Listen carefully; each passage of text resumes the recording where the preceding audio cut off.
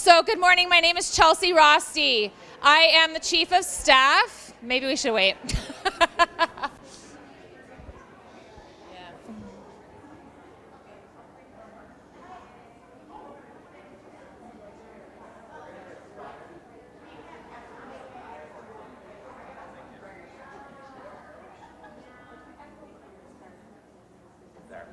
Thank you, Ray. Okay, we'll start again. Yes. Maybe that's what this session should be, like school teacher turned Eco Devo. How did this happen? So my name is Chelsea Rossi. I'm the Chief of Staff at Denver Economic Development and Opportunity, and I'm going to be moderating this panel. I'm super excited to have this conversation. So modern economic development, what is happening here? So in a matter of weeks, well, first of all, who here works in economic development? Okay, I thought that maybe we might have a few here. So in a matter of weeks, we watched those economies, especially those of us in Colorado, these strong, awesome economies just sort of crumble before our eyes. And I remember about 2 weeks into the pandemic thinking like, oh my gosh, this is all on my shoulders. Because I was an economic development director in a small city in Western Colorado, and I thought, like, how am I going to solve this, right? Like, this is all on me, which it wasn't, of course, but that's how it felt. And so we all acted as emergency responders in an effort to stop the bleeding, which little did we know would go on and is still going on today. In our business communities, stand-up recovery programs in record time, especially for government. Look at us getting things out the door so fast. Getting relief funding out the door, and to do it all from a computer screen where we were used to having face-to-face conversations. So here we are now on the upside. Unemployment's back around the 3s. In Denver, things are looking a little bit better. It's not perfect, but we are recovering. But there's an interesting synergy that's happening, right? So rural economies have always been a bit scrappy. They've always had to sort of think outside the box and dig a little deeper to get their downtowns and their main streets to remain vibrant. While here in Denver, we really, over the last almost 20 years, have felt the upswing.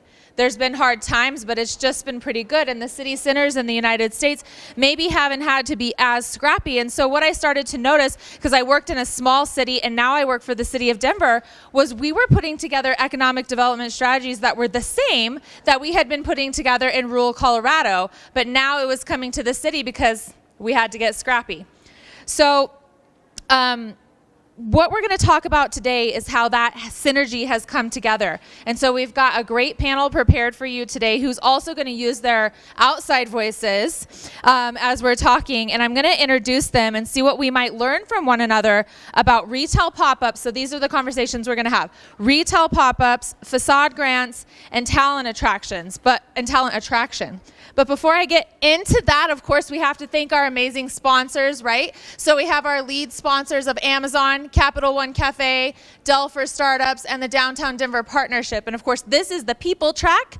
There's 8 tracks at Denver Startup Week, if you weren't aware of that. This one is focused on people, and it's sponsored by the Commons on Champa, which is an excellent partner to my organization and is a business space in downtown Denver. All right, and I'm going to just leave these sponsors on the screen so you can remember who to patronize as we're talking through this. Okay, so I'm going to introduce our panelists today very quickly. Right here in the lovely yellow, we've got Gail Langley. So Gail is the state coordinator for Colorado Main Street, which is housed in the Community Development Office of the Department of Local Affairs. In layperson's terms, she works for the state of Colorado. And Gail has a vast background, including experience working in the private, public, and nonprofit sectors in various community development roles involving downtown revitalization, historic preservation, and community engagement. She has a passion, and I can attest to this because we work together, to assist rural communities with developing public-private partnerships, strategic planning, and volunteer engagement. She provides training and technical assistance to Main Street programs throughout Colorado. And prior to this, Gail served as a Main Street manager in Granby, Colorado for 4.5 years. So she gets it when it comes to our small communities, businesses, and the impact of our stakeholder involvement. Next, is it okay if I call you Ray, or would you prefer Raymond? Okay. Ray Gonzalez, we have here. Ray has over 25 years of experience encompassing nearly every level of government. After starting his career with the U.S. Peace Corps, his roles, wow, the Peace Corps on top of teaching? This is really cool. Should have read a little more about your background. Wow. Okay, so anyway, his roles span increasing responsibility from New Mexico's Deputy Cabinet Secretary under the leadership of Governor Bill Richardson to County Manager for Adams County, Colorado, the 5th largest county serving over 500,000 residents and the #1 job growth county in the U.S. in 2019. Not for long. Okay, and where's the rest of your bio? Sorry. Okay, so although Ray found great success fortifying these agencies, his heart was in economic development. So following his passion, he oversees the Metro Denver EDC. So he's now in Denver with us today to work to unite more than 70 counties, cities, counties, and economic development agencies in the 10-county Metro Denver region to promote economic prosperity as the region's business brand manager. I can't wait for what Ray has to talk to us today about talent, but before I go on, I'll just say that he continuously strives for organizational improvement and his passion for workplace culture where he empowers employees, their personal impact, influence, and inspiration regardless of title or designation. And so there's a lot more to Ray's bio, and I encourage you to read it, but I'm going to get down the road to Sarah, who is the Director of Economic Development at the Downtown Denver Partnership. So the Downtown Denver Partnership is largely responsible for putting on the event that we are here celebrating today. So thank you to your organization, Sarah. Sarah leads the partnership's small business development initiatives, focusing on establishing and building relationships to recruit and retain businesses that enhance the vibrancy and uniqueness of downtown Denver, including operating the Pop-Up Denver and 16th Street Mall business support programs. We're going to talk about this today. So I'm excited to get to that. She brings more than 20 years of leadership in placemaking, district management, and government affairs to support the partnership's city building mission. She previously served as the Director of Government and Community Affairs for the Cambridge, Massachusetts Chamber of Commerce, the founding Executive Director of the Downtown Highland Park, Illinois Special Services Area, and the City of Boulder's Senior Project Manager for Economic Development, where she crafted a citywide retail strategy focused on opportunities to enhance entrepreneurship. But I want to get to the really important part where Sarah, her volunteer work has included serving as a board member at the Harvard Square Business Association, Chicago Women in Planning and Development, Democrats Arnold Broad, Switzerland, and as an appointee to the Boulder County Board of Adjustment. So she now lives in Boulder, but we're going to try to change that soon with her son, Owen, with whom she likes to read, garden, cook, and bike when they're not traveling to the ocean. But what I want to know is, what did you do outside of Ego Devo? Did you have a job that wasn't economic development focused ever? Barista. And I know you did, but name one. Outside of economic development. Mechanical engineer. Okay. All right. Love it. All right. So. All right. So you have to pass this around, even though it doesn't sound like it's working. We're going to start with Gail here, and we're going to talk retail pop-up. So what's happening in rural Colorado, or what has been happening? Yes, turn it on. So what has been happening in rural Colorado for years when it comes to retail pop-up, and that being an economic development strategy? Can you guys hear me? I don't typically have a really large projection voice, you know. My grandkids might tell you something a little bit different, but the one thing I want to start with when it comes to the similarities that I've seen between rural Colorado in the communities that I lived and worked in, and Chelsea mentioned Granby, was that locals support locals. And how many of you have lived in a small community? And you've seen that, right? You've seen where people will spend a little bit more to invest their money locally in order to keep those businesses open. Well, I moved to Denver 6 years ago, and I live in Cap Hill. And I noticed that there was also a community vibe in Cap Hill, where locals support locals there and do things together, and the wonderful attributes that are in Denver. But I'm seeing that gap and crossover between rural and urban really shrinking, because the ideas that urban communities have were adopted and scrapified by rural communities, and now the opposite is true. I think there's some things that rural communities are doing quite well and weathered the pandemic a lot of times with more sales tax than what they had prior to the pandemic, because they were able to quickly pivot and adapt for takeout, curbside pickup. They don't have the parking problems necessarily that we have down here.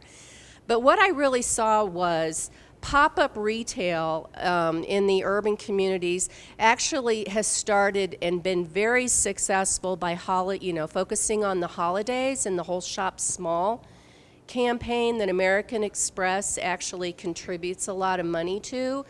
And they have actually taken those concepts of local artists showing their wares and starting a holiday bazaar.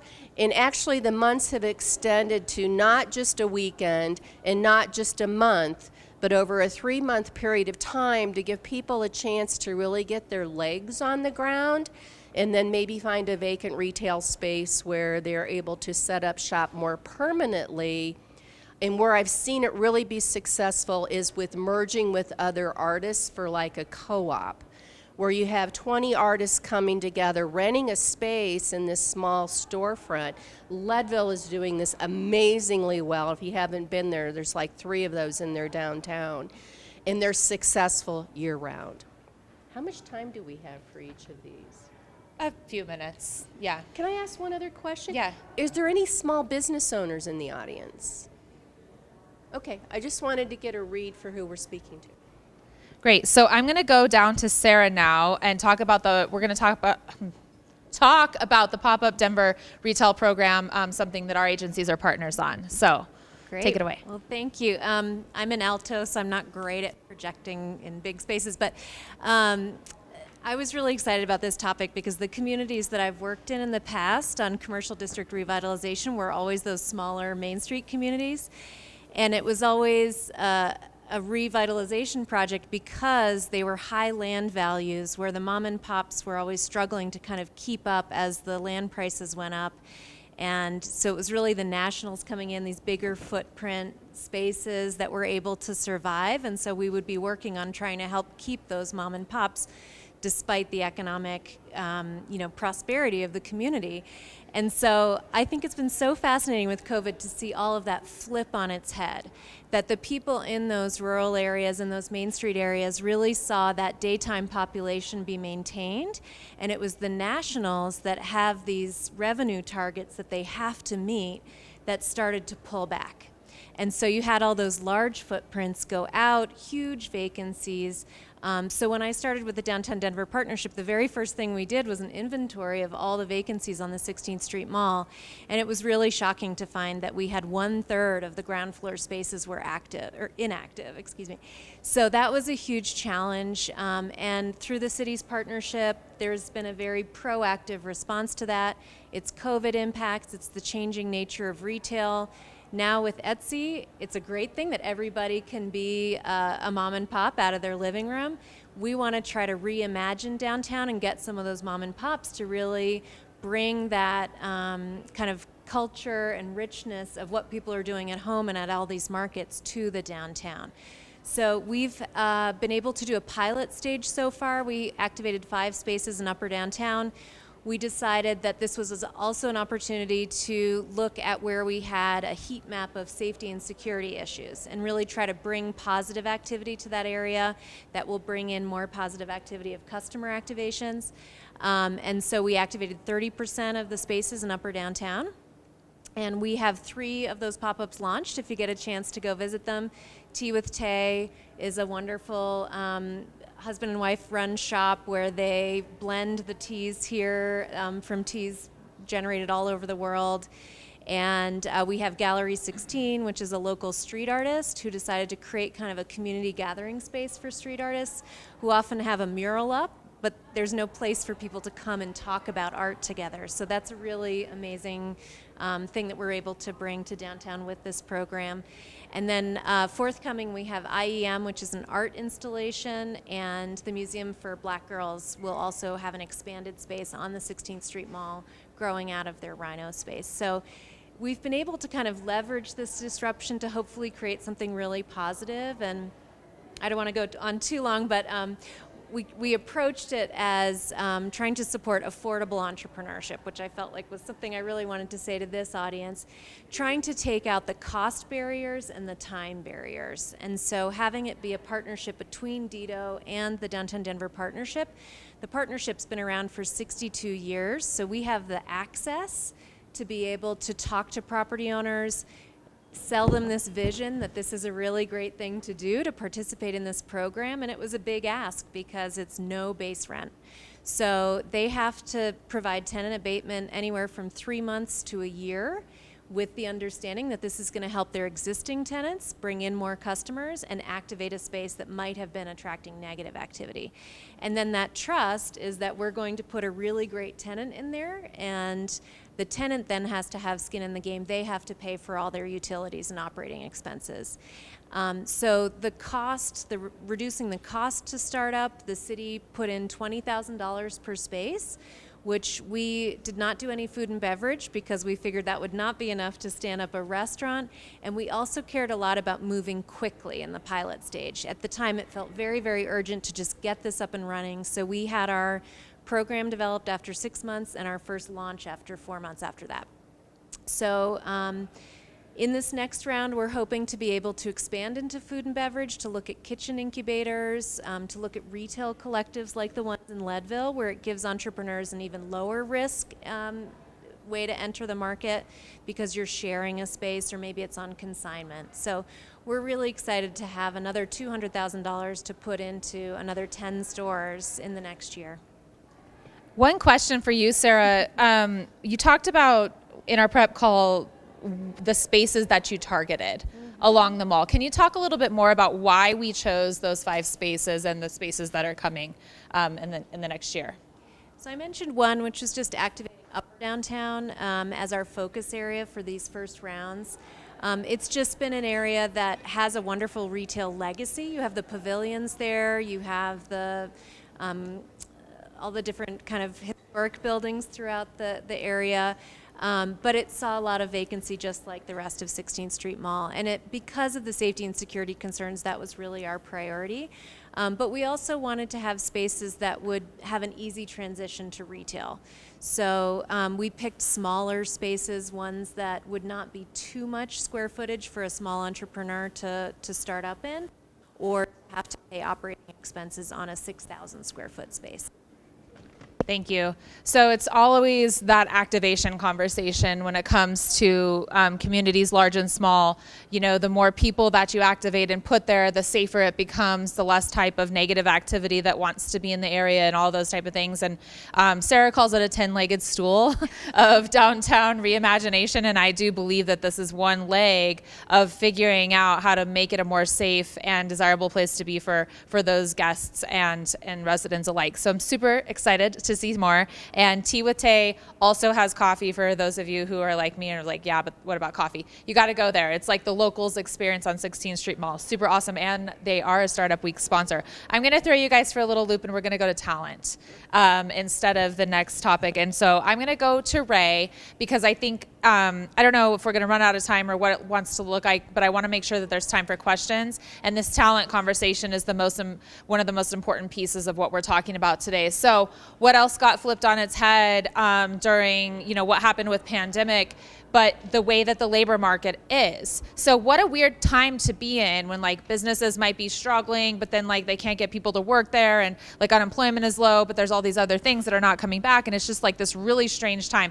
And so all of communities,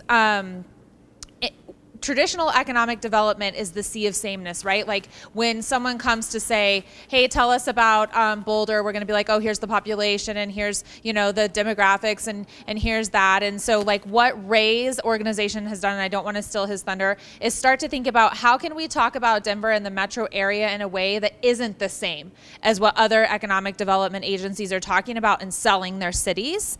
And what do we have in Denver that is like really unique and really rare and like way better than everywhere else? Sorry if you're not from Denver. Talent, right? We have like incredible talent here, and it's more than just saying like, oh, they're highly educated and they're this and they're that. But I'm going to leave it there, toss it to Ray, let him tell us about what's going on over there, and then we're going to tie that back to the rural side of things. Great. First of all, every year around January, my organization issues a report called Towards a More Competitive Colorado. And so we look at 30 different economic indicators that we measure against our competitors. Some of them are Utah, the state of Utah, Texas, Virginia, Florida, Georgia, and the list goes on.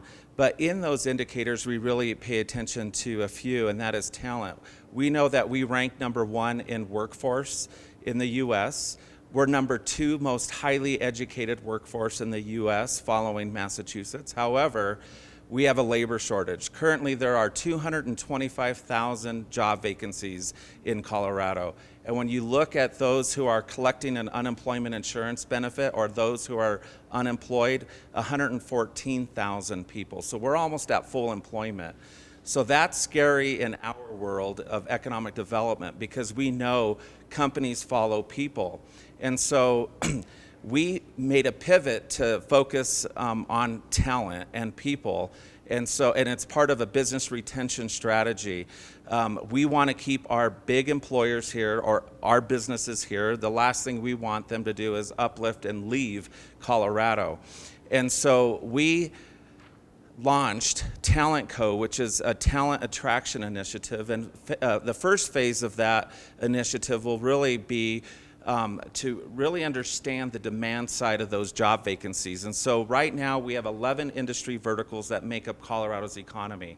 And so we're taking 150 occupations per vertical, industry vertical, and we're lifting out the skills, credentials, degrees, certificates that are required for those positions. So that's the demand side.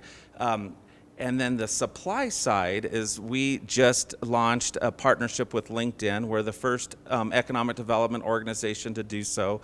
They are the largest social media platform for professionals. They have 860 million users. And so we're interested in their supply side. We also partnered with Myers-Briggs. There's close to 80,000 residents that have taken some sort of skills assessment through Myers-Briggs. And so forth. But I'm going to flip back to the demand side. It's important that we start working with our K through 12 systems to establish career pathways that lead up and ladder up to these high demand jobs in the economy. What we don't do well is educate our own pipeline. I mean, if you look at the K through 12 system, our graduation rates are very low, and so we are now entering that world of really partnering with our school districts to start developing programs. I was just touring the Cherry Creek Innovation Campus. It's one of the best technical schools that's part of this Cherry Creek School District. They have 7 career paths. They're going to introduce 3, and they're actually partnering with our organization to make sure that those 3 additional ones are aligned to some of these critical positions. Not everyone wants to pursue a post-secondary education. We understand that. And so it's important that we're partnering with the business community now to perhaps establish certificate programs that allow our residents to enter that job, and then that business will then continue to pay for their degree or whatever's required. So we're working on that aspect. The cool thing, we're also handing our demand data over to our community college and our higher education institutions so that they could start designing customized programs that meet these jobs. We have 52% of our population right now that they don't hold a degree. And so we are focused on that population as well. It's important we start upskilling and retraining that population so that we could start building that necessary pipeline to fill these 225,000 job vacancies. On the LinkedIn side, it's going to get pretty cool here because once we have that demand data, we'll hand it over to LinkedIn. They'll start layering and aggregating that data however we want. And so our interest is a short-term fix to filling these critical positions. We're not in no way competing with the local public workforce systems. Our counties, our state does a great job of doing that piece. But our job is to make sure that these jobs are filled as a retention effort. We want to retain these employers here because it's affecting their bottom line, their ability to grow as a business, and so forth. But we could be as specific as we want with LinkedIn. I could tell them I am interested in any Colorado resident that has graduated from a higher education institution and has left Colorado. And they could give me all those folks, and then they could actually match all those job vacancies, and then we could do a target marketing campaign to say, hey, are you interested in coming home to Colorado? You qualify for these 10 to 15 jobs. These are the salary ranges and so forth. But we're also taking it one step further where the 52% of the population that's here, we are going to have a dashboard and a website that will be integrated in every single county. So if you are unemployed, you're going to be required to register on this website. And all these job vacancies, it'll tell you what skills you needed, and all the programs and training programs are available so that you can meet those jobs. And so we're not ignoring that 52%. It's just going to take us a little longer to retrain and reskill them. But it's an exciting piece, initiative that we're launching, and it really is an economic development retention strategy. When you look across the country, every single major city is focused on talent right now. And so it was really critical for us to launch this program this year, and so that we could stay at least 2 steps ahead of our competitors, because we know that they're going to start doing the same thing we are doing here in Denver. Wow, right? I mean, really, the thing that I really like about this too is when also, I know it's a retention strategy, but when we're talking to business attraction prospects, we can say, we know who our talent is here. And that's not like, again, like the normal demographics, but that's like the Myers-Briggs, like deeper into the personality, the grit, the, people who climb 14ers for fun, like those type of people are here. That's who's going to be working in your business and, improving that bottom line. So thanks for sharing that with us. Which plays a critical role. I mean, we respond to RFIs, which requests for information all the time, and the companies are asking what type of people live in Denver, and so they want that information. And company culture is a priority for them. These businesses, we have a huge announcement in 2 weeks. I'll give you a little bit of info. I won't tell you who it is, but it's a corporate relocation, and their main reason for coming to Denver is the culture of our residents here. They love Colorado people, so that's a huge role. The vibe, right? We've got that going for us. So on the other side of that, and I don't know if we kind of want to go between Sarah and Gail on this, but so now urban markets aren't just competing with each other because we have remote work now. Like remote work is here to stay. A lot of businesses have transitioned to fully remote, all of those different things. And so now we, as urban markets, we're competing with rural markets who are going to pull these workers into rural Colorado, especially because people still want to be in Colorado. Maybe they want a lower cost of living, but they can work anywhere they want. And so now we're sort of like seeing some migration out of the city. And so I think, Sarah, you might have had, which one of you had stats on the rural migration? Did you, Gail? Okay, Gail. Well, there's been a lot of studies put out since the pandemic, and it's actually shown that there's been a 30% migration out of the urban corridor around I-25 into rural communities. A lot of that has been incentives that have been offered, not only through the Office of Economic Development and International Trade, but also local municipal governments trying to capture that market, provide that quality of life. And no one sees that necessarily stopping. Another startling statistic that just the state government is mandated with, and that is to reduce our office footprint by 1 million square feet over the next 2 years. And state government and federal government, but the state government offers a lot, or occupies a lot of space in downtown Denver. That's going to create more vacancies, more empty space, kind of some of the issues with things popping up that you don't necessarily want to have in those neighborhoods. So there's some challenges to be faced by urban communities trying to stay ahead of the curve. Can I offer one thing on his that I thought was really interesting? Let's have a conversation.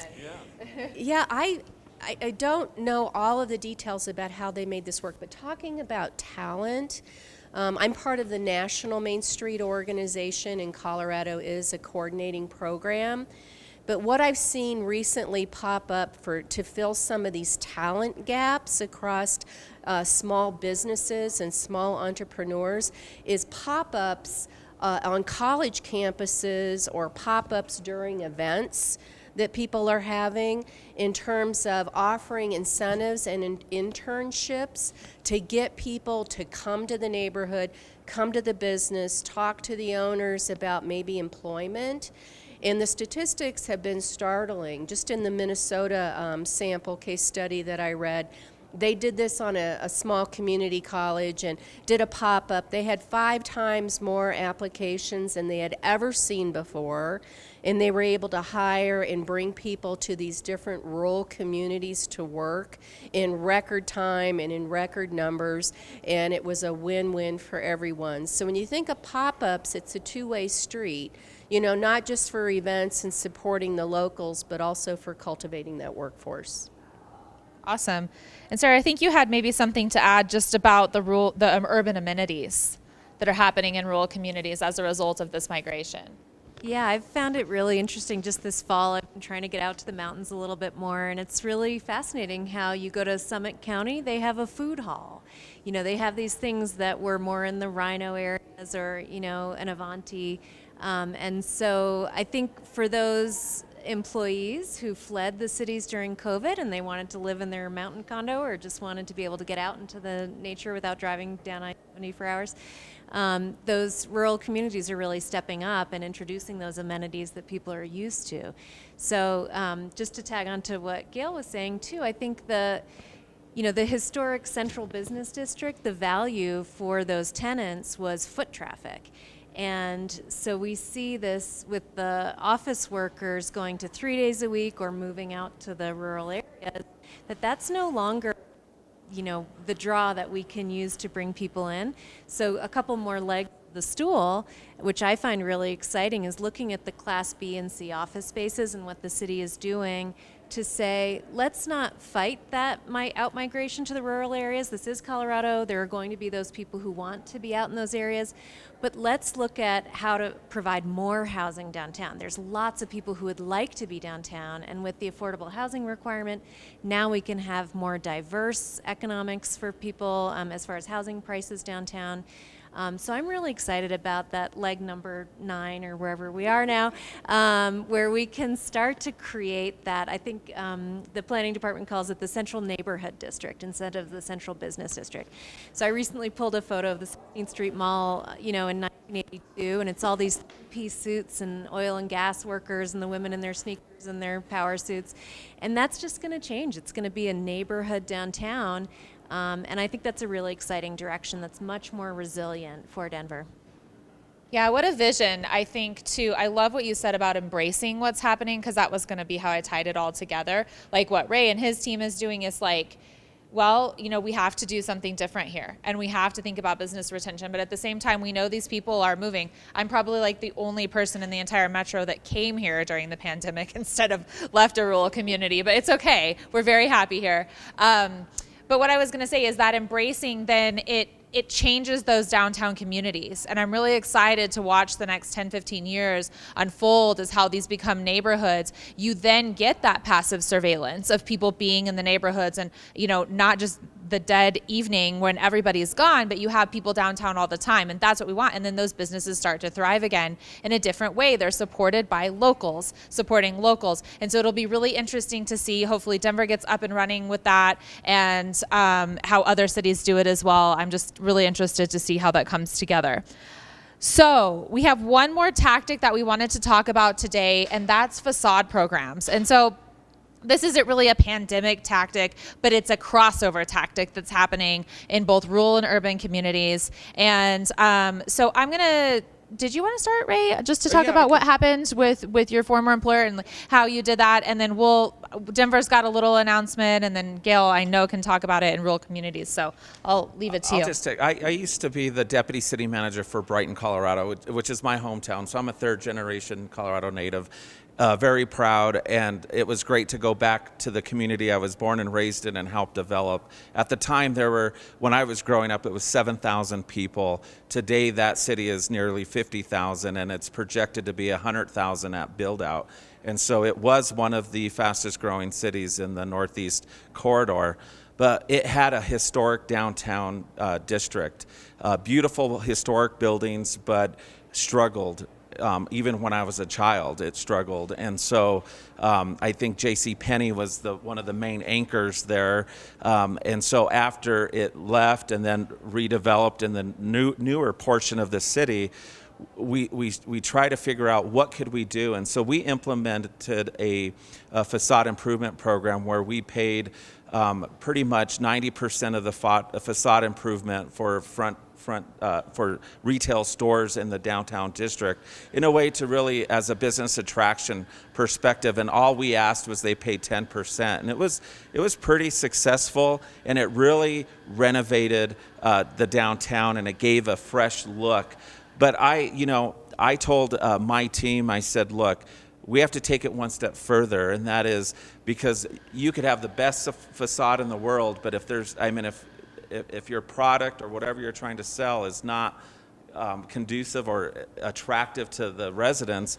And so we took it one step further, and we partnered with the state's SBDC, which is Small Business Development Center, to really provide free counseling and coaching to those retailers in an effort to make sure that their products were selling and moving off the shelves, and they were creating events and a place for people to gather.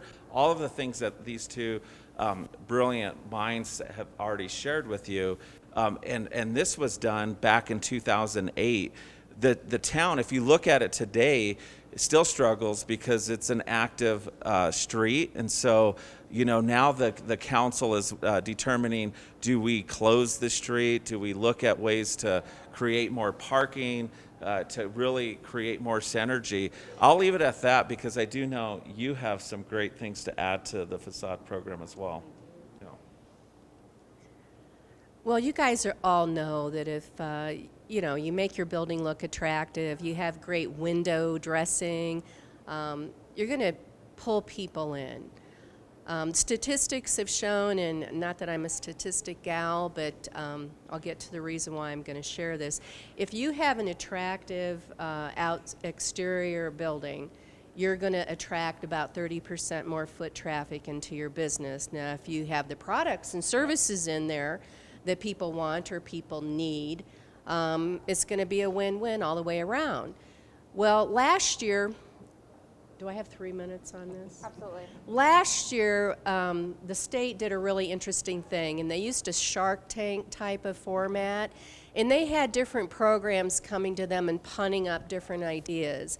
Well, me being from rural Colorado, knowing that mom and pops don't have the money to invest in high-efficiency energy equipment or even paint facade or deferred maintenance, that I saw some of our downtowns crumbling and some of our historic buildings like just falling apart. And the greenest building ever built is the building that's already in your downtown instead of raising it and putting in a new one. So we had these 3-minute sessions over the course of 6 months to pitch to the governor's cabinet on our ideas. And I presented a facade and energy grant program where their money went directly to the business owners through the local municipality. Okay, over. Statistics, it works. Finally, at the end of the day, we were given $7 million, and we spent 99.94% of that. Yes, you did. Because rural communities are scrappy, right? Even with all of the stuff going on with supply chains and contractors and COVID, illnesses and lack of local capacity, 16 communities renovated 102 buildings last year. And I'm telling you, the statistics, and the governor's going to be with me in Grand Lake tomorrow, and that's where I'm leaving right after today because he's going to see some of this. Because we want this kind of program to continue. But these business owners that upgraded their HVAC equipment and put on solar panels, and we were able to connect them with incentives with their local utility company, are already through late spring and just right now, late summer, seeing a 40% reduction in their energy bill. That goes straight in their pocket. They're able to, two of the business owners that I got to talk to are actually able to pay their workers a little bit more to keep them. For the facades, it's amazing. Summer traffic, sure, tourism and everything else, people flocking to the mountains. We're showing a 40 to 45% increase in retail sales. And we're going to continue to report on this as the next year, because we only stopped the program, it was over June 30th, so I don't have a ton of data yet. But we have enough people calling the local legislative people, calling me, sending us in information that says this works. So bottom line, without taking too much time, you don't need $7 million. On average, these buildings got $30,000. 20% paid by the building owner, business owner, 80% paid for by the local municipality. Invest in your downtowns, and it will come back to you in sales tax and in traffic and in people having community pride. Community pride, guys. I mean, here in local neighborhoods and everywhere you go. Wow. That's so awesome. Good for you. And also great for the state to innovate that way. I love that. So I wanted to say one thing, well, a couple things to sort of tie this up, and then we're going to do some questions if anybody has it. First of all, the thing I love about facade improvement programs is it does not have to just stay with that business owner. So if it's a lease space or even if it's an owned space that gets sold, that is still in your community forever. I mean, it'll need to be improved later on, but that's not something that just picks up and walks away with the business owner.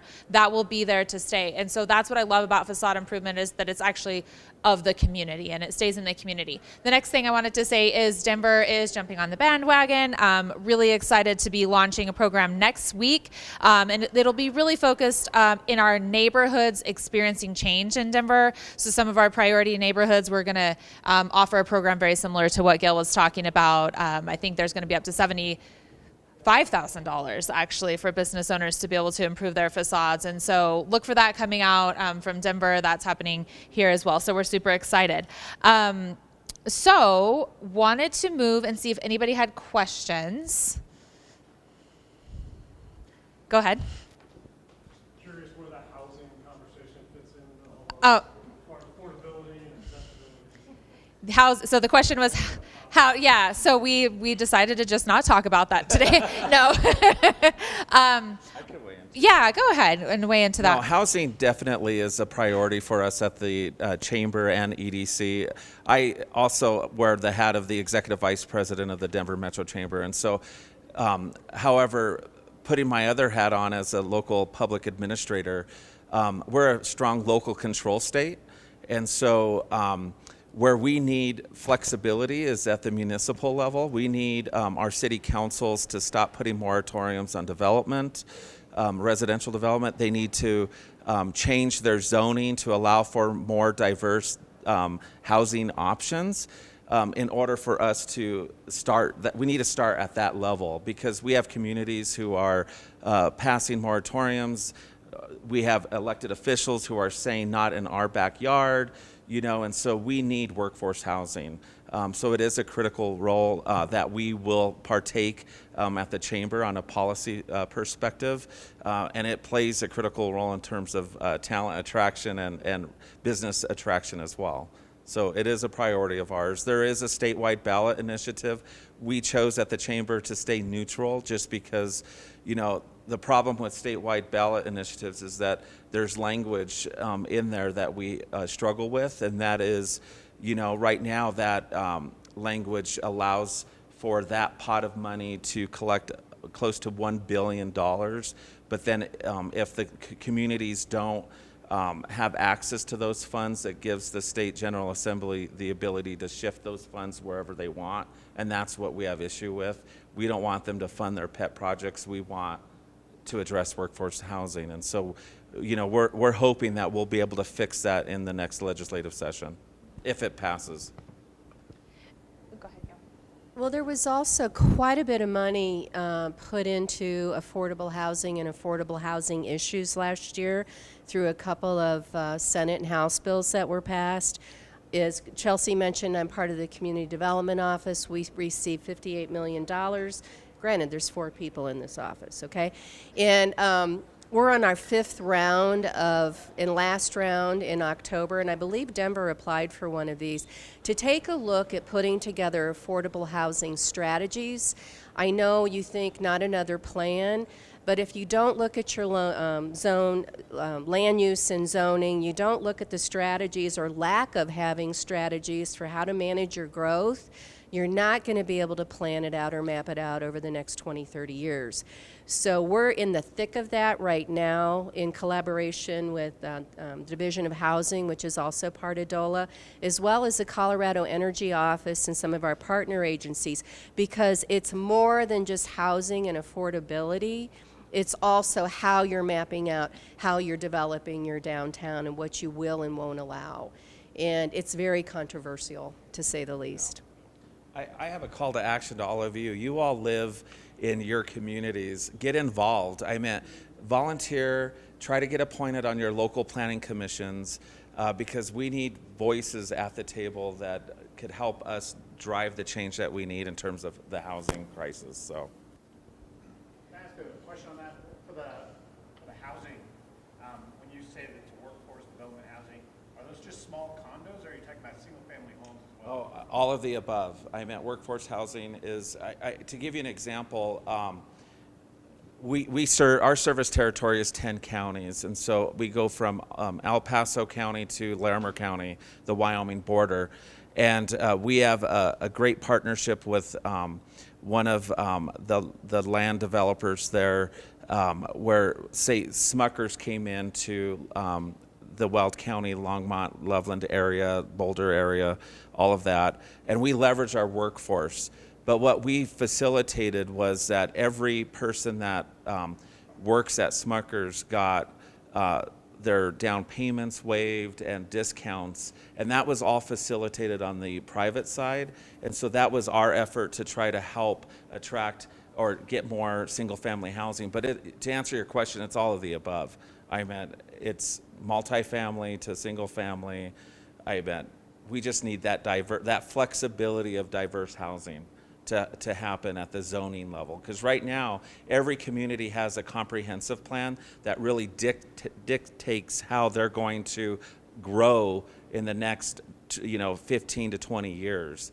And that includes water, dry and wet utilities, all of the above. And so we need those plans to be living documents subject to change that way, it meets the needs of the current economy versus the future. Just wanted to add too, I think there's a movement towards recognizing that to keep families in affordable housing, you need to have 3 or 4, more than just a 1-bedroom or 2-bedroom. You need to have 3-bedroom homes. Keep your workers in town by allowing them to live as a family in the city. We've got time for we got 2 questions, so let's do 2 questions. Go ahead. I'm just wondering if you run into and how you mitigate that move to rural where folks in those communities do not want So how? people, do not want broadband access or Wi-Fi, how you come across that. So just for the video, how do we mitigate when those small communities don't want the growth and the change, and they don't want the migration? What do we do? Never seen this before, right? No, not at all. Well, rural communities and yes, they have their own dynamics, and it's very right and left in that. There is a segment of the population that doesn't want anything to change, particularly like upper story housing or increasing in elevation. And then you have the other side of the people that are moving into rural communities that are maybe younger, a different demographic than some of the old folks like me. I have not seen that as a huge clash when COVID was happening, and a lot of that was just because socially we were all so isolated. What I'm seeing now is I'm getting out and starting to travel again, is that there is a new vibe in town, and these two things are commingling quite well. I am shocked. The younger, 20s and 30s something that are just having, kids, and then the mom and pops and grandmas like me that are saying, help me set up my e-commerce business. Help me take a look at, the products and window dressing on what somebody younger is looking for. I'm seeing it as being a great dynamic. So I'm thrilled to answer that question. Sarah had. I think I love that Gail is so positive. Just how I've seen some retail districts flip, unfortunately, and I experienced this in Leadville. I was out there and I went into one of the new retail collectives and I chatted up with the shop owner, and she said, we're getting a little pushback, even though people are excited to have us here, because the owner of the shop lives in Aspen. So now you have someone with deeper pockets coming in, taking the lower rents in a smaller community, and the money is going out. And then you see what people call heritage businesses, right? The people who've been around for 40 years getting priced out as that money comes in. So I think we're probably going to see a reckoning, some kind of probably local political solution or attempts to try to protect some of those businesses. In Leadville, the print shop, couple was retiring and everyone was saying, oh no, what's going to come into that store? So you have businesses that are getting outdated that probably do need to be refreshed, but there's going to be this push-pull of local versus outside money coming in. That's a good point. Yeah, I'll just add that I think that, first of all, for me, what I always answered was, if you're not growing, you're dying, right? But we have to be respectful of our culture and our heritage in these communities, and that's where things like historic preservation come into play, facade grant restorations, all of those different types of things that keep that culture alive and that the flavor of the community. We're Colorado. They're coming. So it's just sort of like no fighting it. Like we've been discovered, like people are coming here. And so then what do we do with those opportunities of growth? Those are the questions I think that we need to be reframing, instead of like, oh, how do we keep these people from coming here? It's like, how do we want to manage this growth, and who do we want to be when they come? So, but it's tough. I totally get that. I'm also fourth generation Coloradan. My family homesteaded here, a tiny community, 1,000 people in Western Colorado, and they feel that, it's just different there. We are at time. Do you want to ask your question really fast? And if people need to hop out, they do. My question is, are you seeing any examples of immigrant-led or majority-led businesses in rural communities, knowing that we're at 30-40% of school districts in rural communities are Hispanic? What are we seeing in that, and how businesses are being created? So the question is about, are we seeing immigrant or new American-led businesses in rural communities based on those populations being reflective of those communities? Well, I have to answer that just based on the communities that are in my program, and I have not seen that. The only thing I've seen is a more aging population in some of the southeast. So I apologize. I don't have a lot of detailed information to offer on that. Anybody else? Well, this is somewhat unofficial, so hope there's no press in here anyway. But we are working on a program with Our Bazaar, which is the refugee bazaar. They have Ruby's Kitchen and Ruby's Marketplace and Global Kitchen, to try to create, in the next round of Pop-Up Denver, a way to do a kitchen incubator. So we have some sponsorship to do a trial run in the next few months, to try to build up a way to have immigrant chefs. There's an indigenous Peruvian chef. Anyway, it's really phenomenal who Our Bazaar works with. So we're trying to enter that space just as a way to reflect. I mean, we have such cultural richness here in Colorado, and to try to bring that downtown by empowering, people to be able to access the space downtown. And what an opportunity I think that we're missing out on too in that space. And I know that Gil's partners at the Office of Minority Business at the state of Colorado are working on that very thing that you're talking about in rural communities. And so there's opportunity coming, hopefully, but more to come. So we are at time. I want to thank this lovely panel. What a great bit of information. Thank you all for being here. And I don't know if any of us have to run out, but